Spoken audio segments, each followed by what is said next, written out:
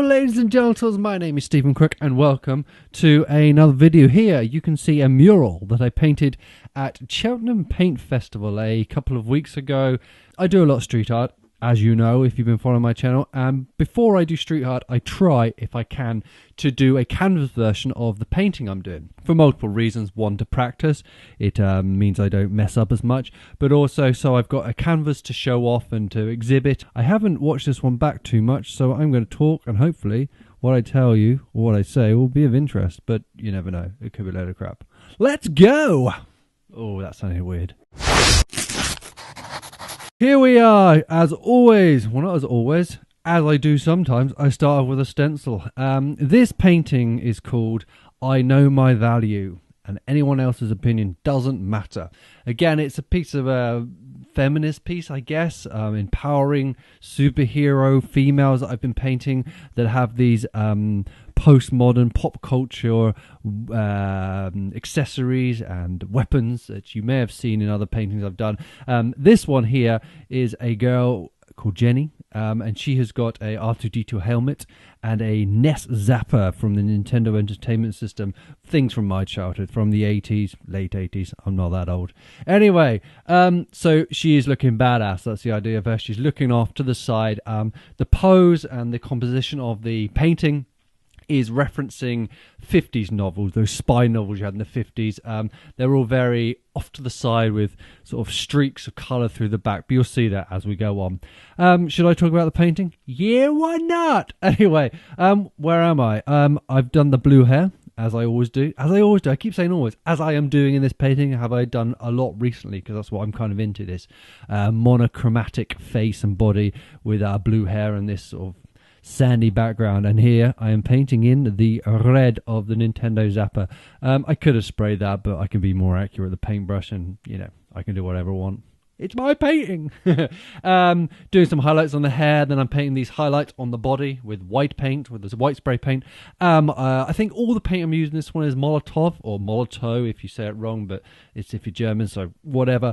I'll leave links down below to the material I'm using, the pens I'm using, the acrylic I'm using, and the spray paint I'm using, just in case you're interested. And to the card that I'm using, because people ask me all the bloody time what card I'm using.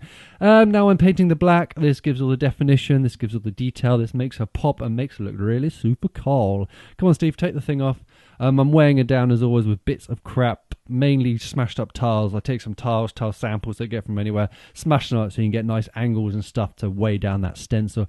And here she is, look, she looks really cool. She's looking off to the side, looking very badass. I particularly like how the gun is sitting and that hat. And here I'm just filling in with Posca pens and black paint, just adding detail. You know, I use stencils, but I'm definitely not a stencil artist. I don't rely on just a stencil. I like to, you know, put a little bit of finishing touch with my hand in it. Doing the blue of R2-D2's helmet here again in Posca. Again, could have spray painted this, and actually when I did the big one on the street, I did use spray paint for this, but here it was easier just to use a pen. And oh, here's a nice close-up. Again, using Posca pen, I'm just getting the angles of the Nintendo Zapper, the NES Zapper. I've still got this. It was a great game. Well, you only really played Duck Hunt. There was a couple of other games, but they're a bit crap. Duck Hunt and clay pigeon shooting. Some of the best memories I have as a kid playing that game. I loved it so much. What am I doing? Oh, here's the lead. So this is sort of reminiscent. I was thinking when I was doing this of the Indiana Jones posters, when he's got the whip flying behind him. So in this one I wanted flying behind her the lead from the Nintendo Zapper, and it looks really cool. It like gives it movement. Here I'm just going back in with paintbrushes and paint, mainly black acrylic, defining, adding detail, straightening up hair. I like to make it kind of spaghetti-ish. I've kind of like doing spaghetti hair at the moment, and that's very hard to do with a stencil because you've got to have breaks in the lines, otherwise they just crinkle up and collapse. So I like to go back in and do it with a bit of paint. What am I doing now? Let's see. Right, we're adding more black. Well, this is interesting. Posca's getting in with his eyes, eyelashes, eyebrows, Just the details, just making the eyes pop. Same with the lips. She's looking really cool. Lots of cross hatching, as I do in lots of paintings. I love doing cross hatching, gives it a fake shadow. And I am really just a person who wants to be a comic book artist, but I cannot be consistent enough to be a comic book artist. So one day maybe I'll do a comic. Highlighting some cool bits coming off R2D2 there, the female side. This is a very empowering painting. I've done a lot of these recently, and I was never thinking about it. I don't really think as them as empowering. I just see them as my superheroes, and I don't know, I just like them, and anything that inspires people or makes people feel empowered, I'm up for. I've done the straps there. Now I'm doing this, what I was on about earlier on, these like 50 spy novels, and they're looking off to the side, and it's just this sort of, I don't know what you call it, it's like near like a widescreen format. Also pulls her out, gives her a bit of a 3D effect.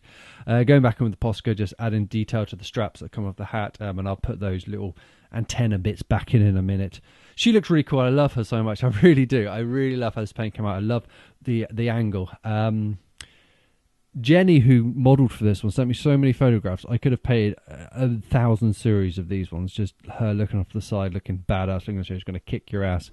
And now I'm adding the speech bubbles, or the text boxes, reminiscent of comics, which I've done a lot. A bit of frog tape down, the delicate frog tape, which is the yellow stuff, taking it off. And then I'm going back in and I'm adding the words. She's not saying this, she's thinking this. So I could have done it in like the speech bubbles for thinking, but I wanted these text boxes. I think they're a bit more powerful. I know my value. Anyone else's opinion doesn't matter.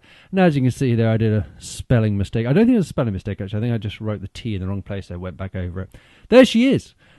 She's so cool. Look at her. Love the hair. Love the statement. Love the power. Love everything about it. I love how this idea has come together. And this is a big series that I've been doing a lot recently. So if you've been following me, you would have seen a lot of these paintings of these powerful female superheroes with their post-modern pop culture accessories and weapons, whether it be He-Man or Thundercats or Star Wars. I know my value. Anyone else's opinion doesn't matter. And I think that is a thing we should all scream from the top of our voices every time they try to shut you up. Open your mouth. I shall see you in the next video. Goodbye. Have fun. And I'll see you soon. Bye.